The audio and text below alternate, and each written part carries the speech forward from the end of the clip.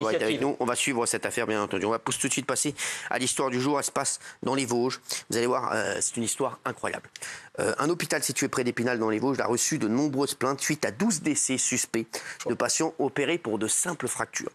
Une association a été créée pour lutter contre ces décès inexplicables.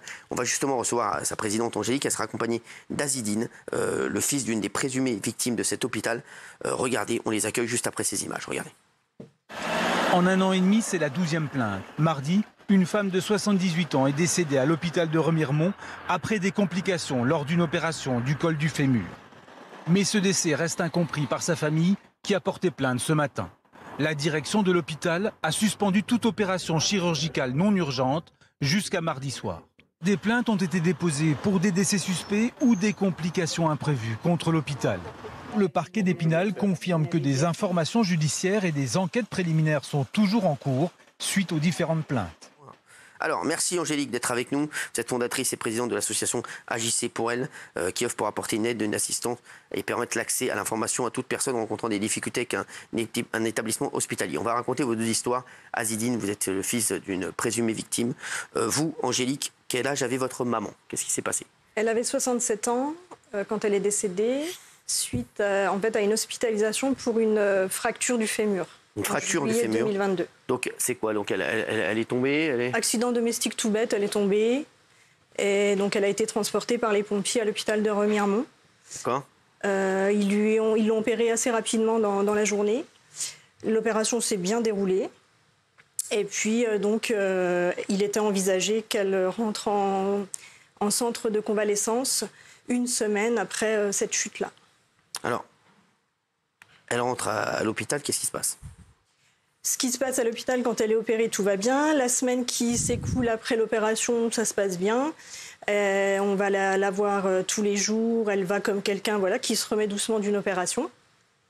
Elle devait donc rentrer en centre de convalescence le vendredi matin. Une de mes sœurs la voit le jeudi en fin de journée. Elle l'aide à préparer son sac pour le départ le lendemain. Elle lui dit à demain, rien de spécial. Et puis le lendemain matin, vers 7h40, 7h45, l'hôpital appelle mon papa pour lui dire qu'ils avaient commencé une réanimation et qu'il fallait qu'il vienne parce que l'état s'aggravait. On rappelle une fracture du fémur. Oui. Donc, on vous dit donc après l'opération, on vous a dit que tout s'était bien passé. Oui, que tout s'était bien passé. Effectivement, on a pu le constater qu'elle allait bien, elle récupérait correctement. Et votre maman devait sortir donc 1 semaine plus tard, comme vous... Oui, le jour de son décès. Donc, et qu'est-ce qu'on vous dit quand son état s'est brutalement dégradé? On ne nous dit rien. Sans explication. En fait, on ne nous dit rien. Le matin, mes sœurs et mon papa étaient sur place à 9h. La chambre est complètement aseptisée. Le corps de maman est là. Elle est déjà décédée entre le moment où ils ont l'appel et le moment où mes sœurs et mon papa arrivent. Et puis, on demande des explications. Et là, on a un médecin et un anesthésiste qui dit ne pas savoir ce qui s'est passé. Alors justement, qu'est-ce qu'on vous dit? C'est quoi la cause du décès? On n'en a pas, on ne sait pas. Oh. Ils disent quoi? Ils mettent quoi? Ils disent on ne sait pas ce qui s'est passé. La seule chose ce matin-là, c'est que la version, c'est elle nous a appelé à 6h15, se plaignant de mal de dos. Et du coup, on lui a fait un électrocardiogramme. C'est exactement ce qu'on nous a dit, on n'en savait pas plus. Donc, il paraît, vous avez monté votre propre enquête concernant la température corporelle de votre mère. Est-ce que vous pouvez nous expliquer? Parce qu'il y avait certaines incohérences dans ce qu'on... Oui, parce qu'en fait, du coup, une fois les 2-3 jours après le décès passé, on se dit très naïvement qu'on va les contacter pour qu'ils nous reçoivent, se mettre autour d'une table. Et puis, ce qu'on voulait, c'était parler avec les personnes, les infirmières, le médecin qui était là cette nuit-là, les dernières heures de sa vie, et pour nous expliquer qu'est-ce qui s'était passé, tout simplement. En fait, et c'était très naïvement qu'on pensait qu'on allait être reçus, mais finalement, pas du tout. On nous dit que de toute façon, on n'a pas à nous recevoir puisqu'on n'a rien de plus à nous dire. Textuellement, on nous dit que des décès, ils en ont très souvent et que s'ils en cherchaient la cause, ils n'en finiraient plus. Et tout ça, je recontextualise, on est à moins d'1 semaine de son décès. Quoi.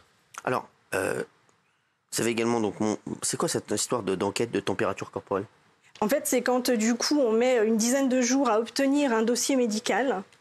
On se rend compte, alors qu'on n'est pas médecin, qu'on n'est pas du tout issu du médical, que finalement, contrairement à la version, maman n'a pas du tout appelé à 6h15, puisque cet électrocardiogramme aurait été réalisé à 2h15.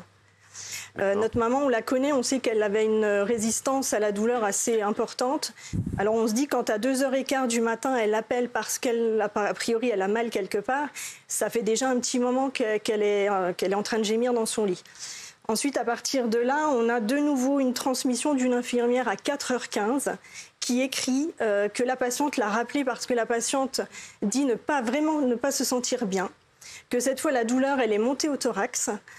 Mais elle dit effleurage fait, remise dans son lit, à voir. Et à partir de 4h15 jusqu'au moment où 7h, on a une autre transmission. Celle de 6h15, elle n'apparaît nulle part. Et à 7h, on a une transmission des aides-soignantes qui arrivent dans la chambre et qui la trouvent inanimée. Et à ce moment-là, a priori, ils essayent de la réanimer sans succès. Et Alors c'est une histoire de fou. Si vous nous rejoignez à 21h01, merci, à 21h01, une personne donc, qui rentre, 12 personnes qui rentrent pour des fractures et qui meurent dans ce même hôpital. On va voir les différentes hypothèses avec Gilles dans un instant, mais c'est vrai que c'est incroyable. Vous avez dit que le ventre de votre mère était particulièrement gonflé, oui, alors qu'elle n'avait pas de problème. Oui, elle avait un poids normal, elle n'avait pas de soucis particuliers. Et la chose qui a énormément frappé mes sœurs et mon papa ce matin-là, c'est que, bon, maman était allongée, elle avait un drap sur elle et qu'elle avait un ventre, ils l'ont comparé à une femme enceinte de jumeaux de 6 ou 7 mois. Wow. Ah oui. Comment ça se fait? On n'a eu aucune explication. On a essayé de demander même à d'autres médecins ce qui aurait pu arriver. Aucune explication. Pas du tout.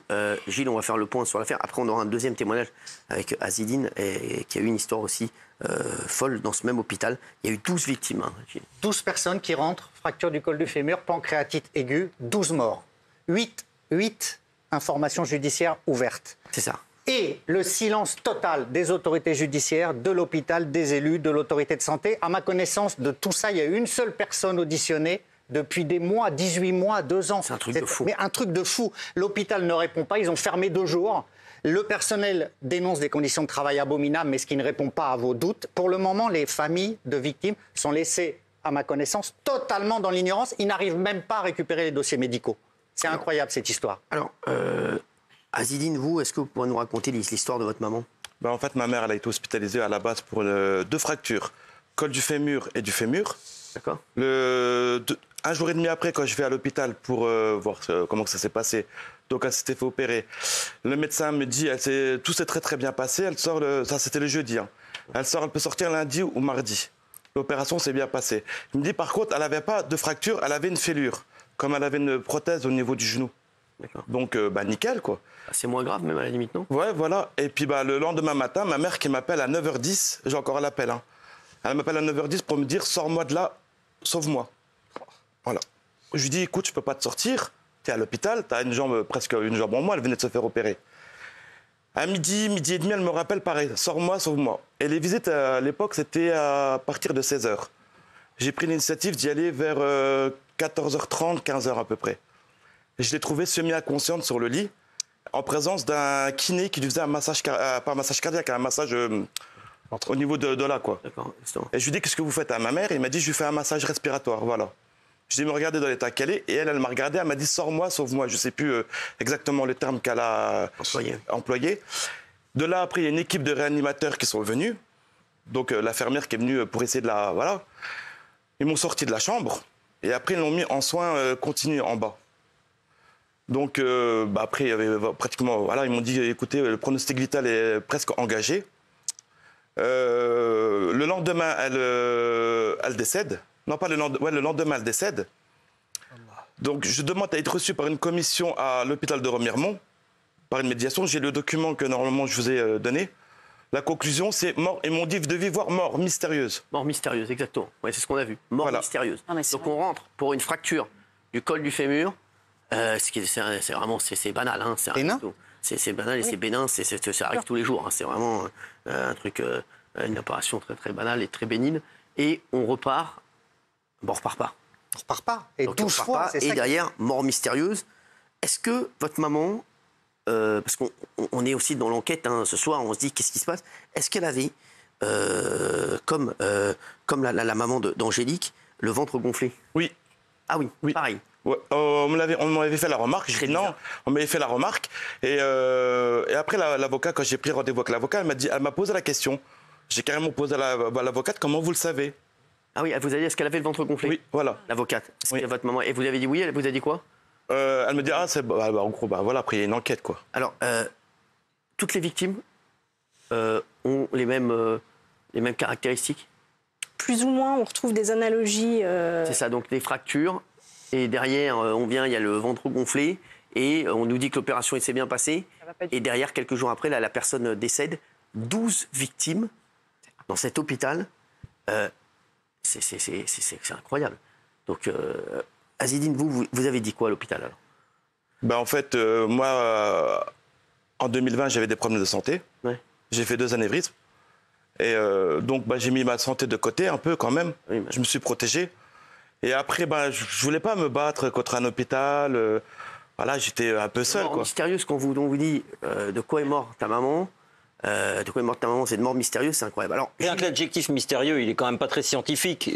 Cause de décès inconnue, à la limite, il y a un peu de science là-dedans, mais mystérieux, ça veut vraiment rien dire. Non, mais c'est incroyable, cet hôpital. Alors, Gilles, quelles sont les différentes pistes? Parce que là, on parle aussi.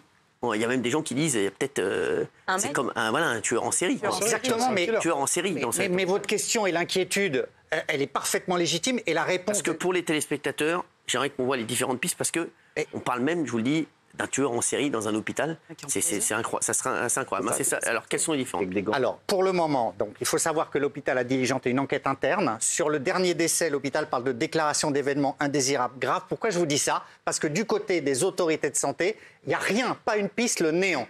Alors, les juges qui enquêtent, qui ont ouvert des informations judiciaires, restent très mutique sur le dossier, soit il y a un problème de fonctionnement dans l'hôpital, soit il y a une incompétence au niveau du personnel, mais ce qui étonne à chaque fois, c'est que ce n'est pas le même personnel.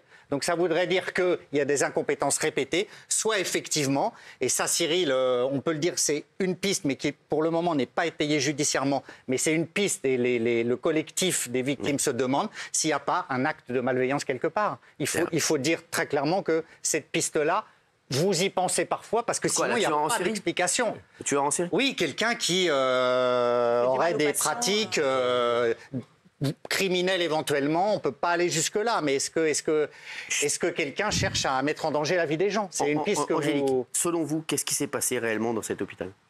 Parce que je sais que vous êtes... Je ne sais pas, c'est vrai qu'on peut penser à ça, mais on essaie de revenir à la raison en se disant non, c'est...